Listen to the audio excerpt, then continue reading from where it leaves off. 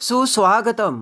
ठरलं तर मग मालिकेच्या आजच्या भागामध्ये मी आपलं मनपूर्वक स्वागत करतो. त्यामध्ये आता सायली ही प्रतिमाला सांगते की प्रतिमा आत्या, या वर्षीचा गणपती तुम्ही रविराज काका आणि तन्वी तिघे मिळून बसवणार आहे.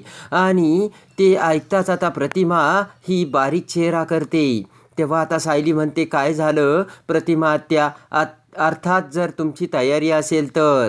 सायली म्हणते की प्रतिमा आत्या, पूर्णाई आम्हाला सांगायच्या की यापूर्वी तुम्ही तिघेच गणपती बसवायचे. तेव्हा आता सायली ही प्रतिमाला म्हणते की प्रतिमा आत्या, या घरातले माणसं तुमच्याशी कधीच खोटं बोलणार नाही. यापूर्वी तुम्ही तिघेच जण इथे गणपतीची स्थापना करायची. सायली म्हणते की अहो प्रतिमा आत्या, घरातील सगळेच जण तुमचा आदर करतात, तेव्हा तुम्ही सुद्धा त्यांच्या भावनांचा आदर करा आणि यावर्षी धूमधडाक्यात तुम्ही तिघेजण गणपती बसवा. तर आता प्रतिमा आत्या काहीही बोलत नसते. तेव्हा सायली म्हणते की प्रतिमा आत्या, रविराज काकांसाठी नाही, निदान बाप्पासाठी तुम्ही घरात गणपतीची प्राणप्रतिष्ठा करताल ना. तेव्हा आता प्रतिमा काहीही बोलत नसते. इकडे आता प्रिया विचार करते की काही जरी झालं तरी गणपती बसवायच्या दिवशी सायली तिथे आली नाही पाहिजे. प्रिया म्हणते की जर प्रतिमा ही गणपतीच्या दिवशी गणपती बसवायला तिथे गेली आणि सायलीसुद्धा तिथे असेल आणि प्रतिमाला जर काही आठवलं तर मग काही खरं नाही. तेव्हा आता नाही असं होता कामा नये आणि काहीही करून सायली तिथे पोहोचली नाही पाहिजे. साक्षी, महिपत सगळेजण प्रियाचे बोलणे ती ऐकत असतात. तेव्हा विचार करून महिपत म्हणतो की काय करणार आहेस मग तू?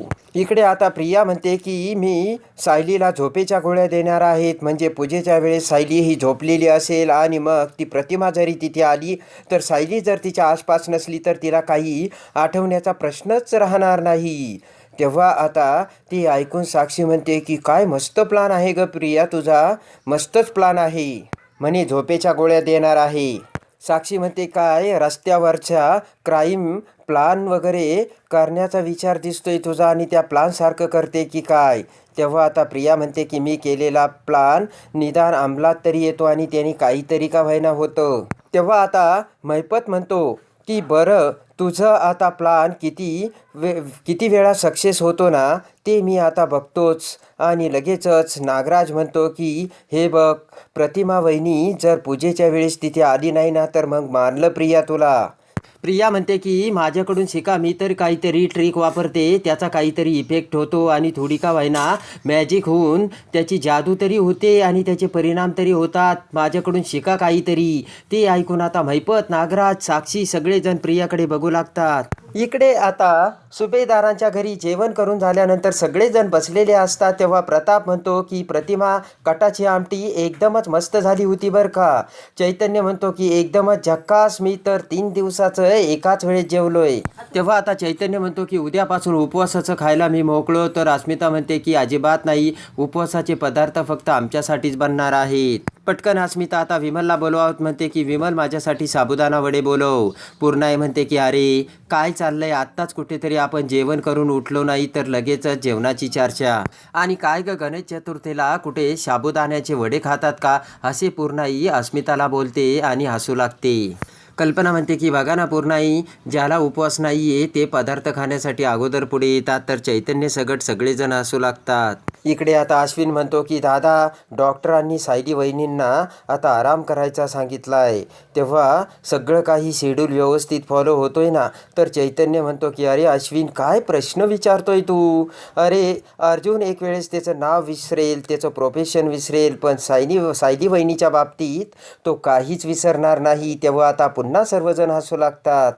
प्रिया म्हणते की खरंच आज जेवण मस्त झालं होतं ना, पण एका पदार्थाशिवाय जेवण मस्त झाल्यासारखं वाटतच नाही. तेव्हा सगळेजण आता प्रियाकडे बघतात. तेव्हा लगेचच अस्मिता हसतच म्हणते की आईस्क्रीम ना, मला वाटलंच होतं.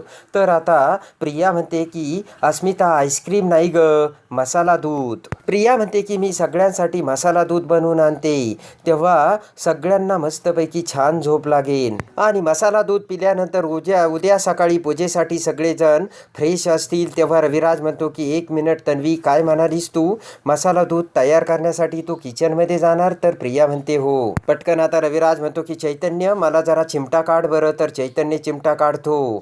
करत हसतच रविराज म्हणतो की मला वाटलं की मी काय स्वप्नात आहे की काय. आणि सगळेजण आता प्रियाला हसू लागतात. प्रिया म्हणते की काय हो बाबा, माझी मस्करी करता का? मी आहे ना, मी करते आणि आणते तुमच्या सगळ्यांसाठी मसाला दूध. मी करते असे म्हणत आता प्रिया मसाला दूध करण्यासाठी किचनमध्ये जाते. आणि आता प्रिया ही किचनमध्ये येत आता मसाला दूध तयार करण्यासाठी काय काय लागते ते शोधू लागते. तेवढ्यात सायली तिथे येते आणि फ्रीजमधून दुधाचे पातेले आता बाहेर काढते. तर पटकन प्रिया तिच्याकडून पातेले घेते.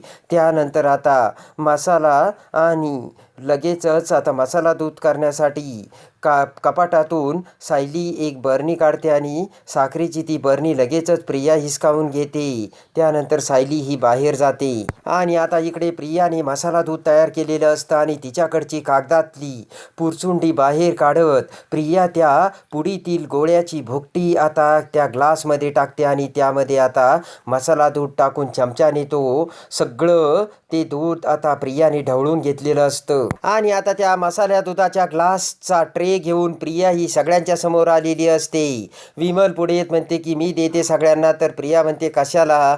मी बनवलंय ना तेव्हा मी देते सगळ्यांना, तू फक्त ट्रे हा हातात धर. तेव्हा विमल तो आता दुधाचा ट्रे हातात धरताच आता एकेकाला प्रिया ही ग्लासमधील ते मसाला दूध देऊ लागते. आणि आता सगळ्यांना एक एक मसाल्या दुधाचा ग्लास देताच आता इकडे सगळेजण दूध पिऊ लागतात. तर अस्मिता म्हणते की वाह तन्वी, रविराज किल्लेदार, आज तू काय केलंयस? रविराज म्हणतो की माझ्या पोरीने माझ्यासाठी बनवलेलं मसाला दूध माझ्या तर आवडीचं असेलच. त्यानंतर आता प्रिया प्रतिमाला म्हणते की आई, मी माझ्या हाताने मसाला दूध बनवलंय, पिशील ना तू? तेव्हा सगळेजण प्रतिमाकडे आणि प्रियाकडे बघतात. त्यानंतर आता प्रिया ही तिच्या हातातील मसाल्या दुधाचा ग्लास प्रतिमाला देते आणि प्रतिमा तो दुधाचा ग्लास घेताच इकडे प्रिया हा दुसरा ग्लास आता सायलीला देते आणि म्हणते की सायली, अगं पी लवकर ते दूध, नाही तर दूध जर थंड झालं ना तर दुधाची पिण्याची मजा नाही येणार तुला. तर आता सायली, प्रतिमा, अर्जुन, कल्पना सगळेजण आता प्रियाने बनवलेले ते मसाले दूध पीत असतात. इकडे आता दुसऱ्या दिवशी सुभेदारांच्या घरी गणपती बसवण्यासाठी उत्सवाची भन्नाट तयारी करतात. तर आता कल्पना पुढे येत म्हणते की पूर्णाई, तुमच्या वाती तयार करून झाल्यात का? तर लगेचच पूर्णाई म्हणते की झाल्यात माझ्या, पण इथे हा मोठा भला मोठा बिनतेलाचा दिवा बसलाय ना. तर अस्मिताला खूप राग येतो.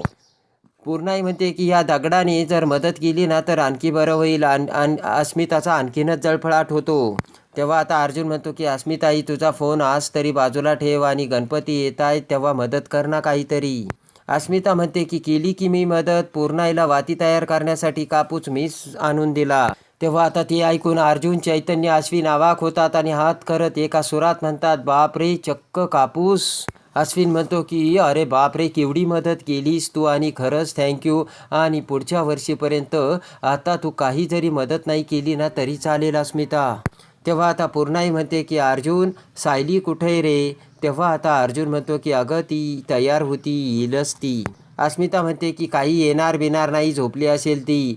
तेव्हा लगेचच कल्पना म्हणते की एवढा वेळ झोपायला ती काय अस्मिता नाही आहे. त्यानंतर आता पूर्णाई म्हणते की रविराज, तन्वीसुद्धा आली नाही रे. तेव्हा आता रविराज म्हणतो की नाही, तीसुद्धा लवकर येत नाही कारण तिला नट्टापट्टा करायला ना वेळ लागतोय. इकडे आता नागराज हा कॉटवर पालथा पडत झोपलेला असतो. तर पुढ्यात आता सुमन धावत पळत तिथे येते आणि नागराजला उठवत म्हणते की अहो उठा उठा, आज गणेश चतुर्थी आहे आणि तुम्हाला सुभेदारांच्या घरी गणेश चतुर्थीसाठी जायचं आहे, पण मला नाही येता येणार कारण गणेश चतुर्थीसाठी मी माझ्या दादाकडे जाणार आहे आणि तिथेच वेळ लागेल मला. तर आता नागराज हा कंटाळा करत उठतो आणि म्हणतो की आता गणपती बाप्पासाठी की तुझ्या दादाकडे मी तुला वरातीत बसून घेऊन जाऊ का? हसत सुमन म्हणते की अहो तसं नाही हो, तुम्ही उठा, पटकन आवरून तयार व्हा आणि सुभेदारांकडे जा. तिथे पूर्णाईला तुम्ही माझ्यासाठी माफी मागा बरं का, मला येता आलं नाही म्हणून.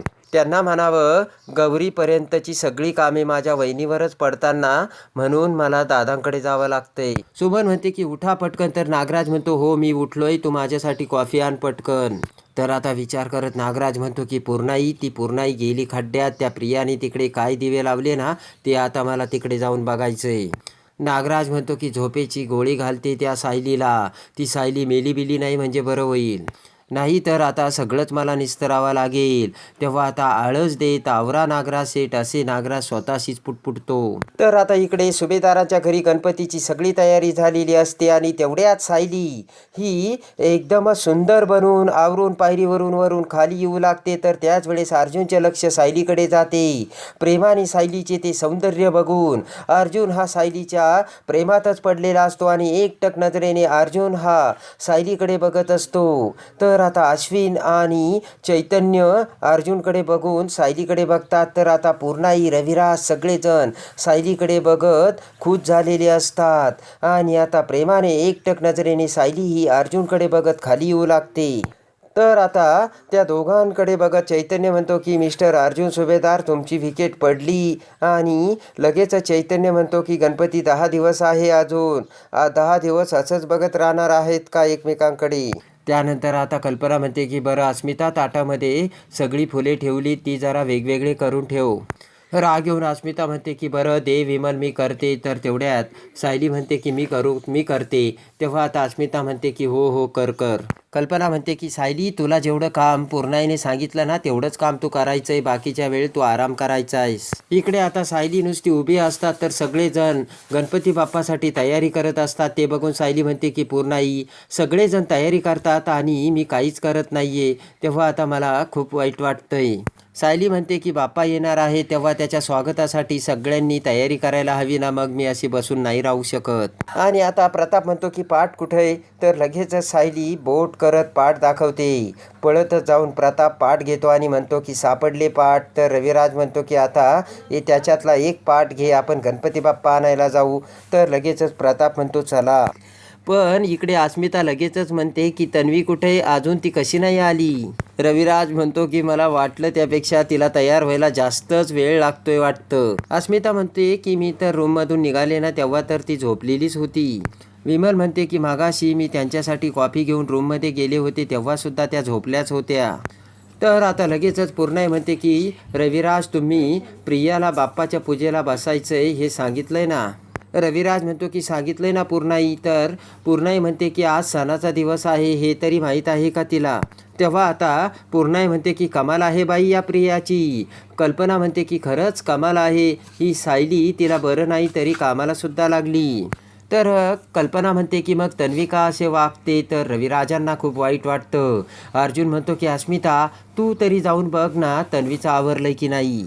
तोपर्यंत आम्ही जाऊन बाप्पाला घेऊन येतो असे आता अर्जुन सगळ्यांना बोलतो. त्यानंतर आता अर्जुन म्हणतो की चला आपण गणपती बाप्पाला घेऊन येऊ आणि गणपती बाप्पा मोरया असे म्हणत सगळेजण आता खुश होतात. तर अर्जुन, प्रताप आणि आता रविराज गणपती बाप्पा घेऊन येतात आणि आता गुरुजीसुद्धा विधीसाठी तिथे आलेले असतात. तेव्हा आता गुरुजी म्हणतात की तुमची नात, तुमचा जावई आणि तुमची मुलगी आता पूजा करणार आहे तेव्हा त्यांना बोलवा. तर आता लगेचच अस्मिता म्हणते की तन्वी तर अजून झोपलेलीच आहे. ते ऐकून आता सगळ्यांना मोठा धक्का बसलेला असतो. तेव्हा आता पूर्णाई म्हणते की ती तन्वी जरी झोपली असली तर तिच्यासाठी पूजा ती थांबणार नाही. आणि लगेचच आता पूर्णाई ही सायलीसमोर येते आणि सायलीला म्हणते की तू रविराजांच्या मुलीसारखीच आहे तेव्हा आजची पूजा रविराज आणि प्रतिमासोबत तू करणार आहे सायली. ते ऐकून आता सगळ्यांना मोठा धक्का बसलेला असतो. तर आता सायली ही सगळी तयारी करून प्रतिमा आणि रविराज सोबत पूजेसाठी पंचारती घेते आणि एकमेकांना हात लावून तिघांनी आता धूमधडाक्यात गणपती बाप्पाची पूजा करून गणपती बाप्पाची प्राणप्रतिष्ठा केलेली असते. आणि तेवढ्यात इकडे डोळे चोळत चोळत प्रियाला जाग येऊन प्रिया ही बाहेर येते आणि बघते तर काय रविराज, प्रतिमा आणि सायली तिघेही पूजा करत असतात. ते बघून आता प्रियाचा जाळ आणि धूर संगच निघालेला असतो. एकाच झटक्यात एका सेकंदात समोरच्या भयानक दृश्याने प्रियाची झोप उडून प्रियाची झांज उतरलेली असते आणि झोपेच्या गोळ्या उलटेच घडून आता त्या दुधामध्ये ज्या ग्लासमध्ये टाकलेले असतात तो ग्लास आता मसाल्या दुधाचा प्रियानेच पिलेला असतो आणि प्रियावरच तिचा डाव उलटलेला असतो. तर आता प्रियाची फटफजिती बघून नागराज, महिपत आणि साक्षी प्रियाची कशी खिल्ली उडवतात आणि गणपती बाप्पाच्या चमत्काराने नीतीने पुन्हा एकदा प्रतिमा रविराज आणि सायलीच्या हातून पूजा करून सायली हीच खरी तन्वी असल्याचे गणपती बाप्पाने दाखवून दिलेले असते. तर कसा वाटला आजचा एपिसोड ते कमेंट्समध्ये नक्की कळवा आणि ठरलं तर मालिकेच्या डेली अपडेटसाठी बेल नोटिफिकेशनवर क्लिक करून आपल्या चॅनलला लाईक करा, सबस्क्राईब करा.